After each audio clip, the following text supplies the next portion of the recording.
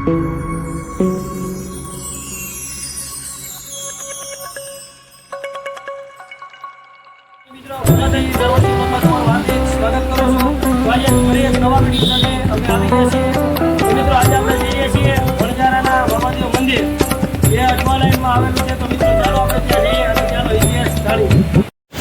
અમે નીકળી રહ્યા છીએ ભગીરથ સોસાયટીના રસ્તા ઉપરથી અને અમે જઈશું. તો મિત્રો વિડીયોમાં આગળ બન્યા રહેજો અને વિડીયોને લાઈક કરજો, શેર કરજો અને કોમેન્ટ કરવાનું ભૂલતા નહીં.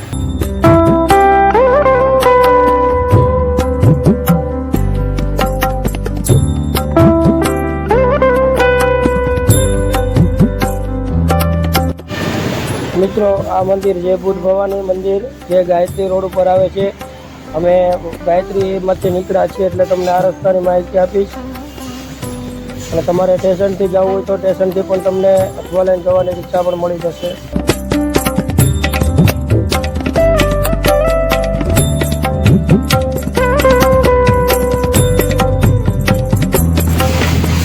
સીતાનગરથી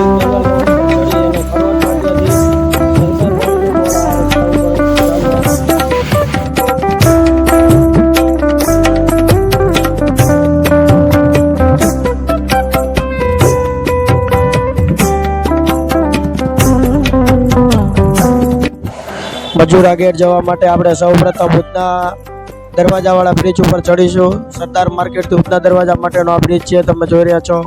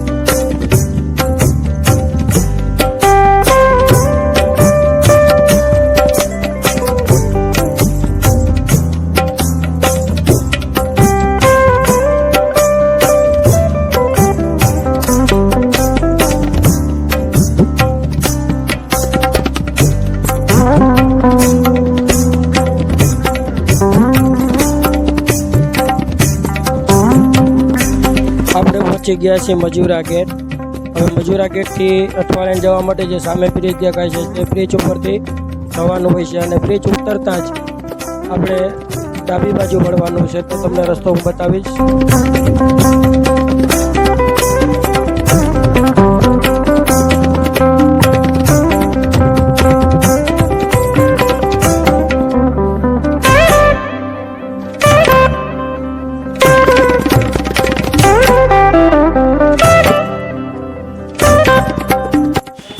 મજૂરા ગેટ વાળો બ્રિજ ઉતરતાની સાથે જ આપણે અઠવાલાઈન સર્કલ પાસે પહોંચી જાય છે. ત્યાં આપણે ડાબી બાજુ સર્વિસ રોડ ઉપરથી આદર્શનગર સોસાયટીમાં જવાય છે. તમે જોઈ રહ્યા છો, તમને હું જગ્યા પણ બતાવીશ.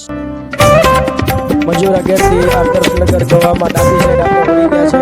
આ તમે જે રસ્તો જોઈ રહ્યા છો, આ રસ્તો સીધા તમે 1 થી 1.5 મિનિટ ચલાવશો ગાડી એટલે તમને સામે જ વણઝારા મામાદેવનું મંદિર દેખાશે. મિત્રો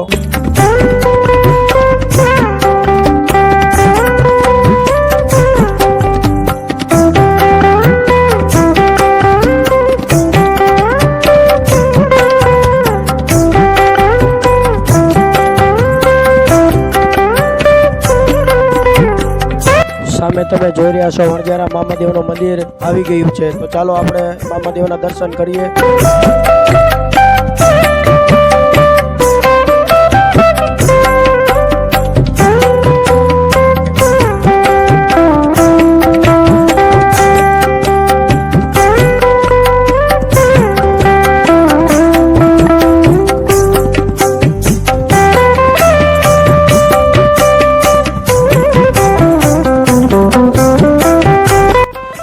મામાદેવને દર ગુરુવારના રોજ મોટી પ્રમાણમાં ભક્તો પિસ્તોલ ચડાવવા આવે છે અને 11 ગુરુવાર 21 ગુરુવાર એવી માનતા રાખી અને દર ગુરુવારે આ મહાદેવને પિસ્તોલ ચડાવતા હોય છે.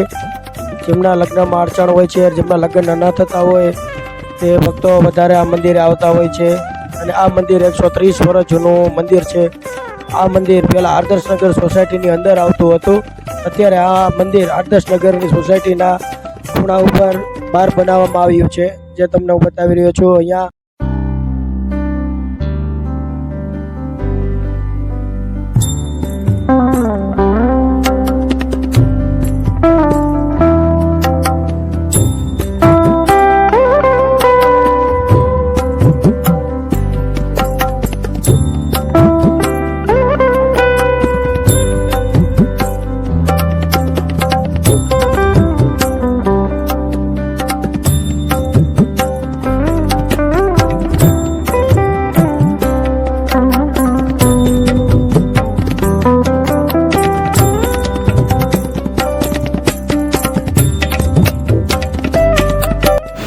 મંદિરે 5 વાગવાની તૈયારીમાં છે ત્યારે અને મોટા પ્રમાણમાં ભક્તોની ભીડ જામવા લાગી છે.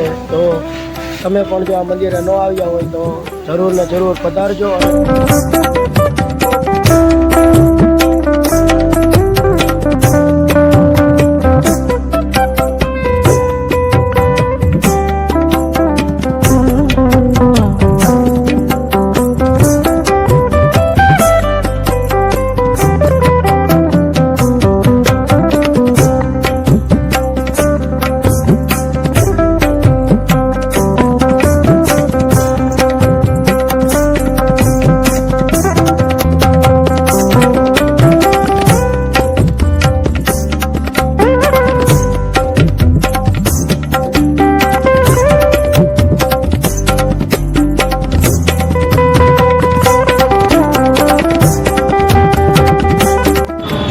મિત્રો આ વિડીયો સારો લાગ્યો હોય તો લાઈક, શેર અને કોમેન્ટ કરવાનું ભૂલતા નહીં. અને તમે જરૂર ને જરૂર આ મંદિરની પણ મુલાકાત લેજો. આ મંદિરનું આખું એડ્રેસ તમને બાયોમાં આપી દઈશ.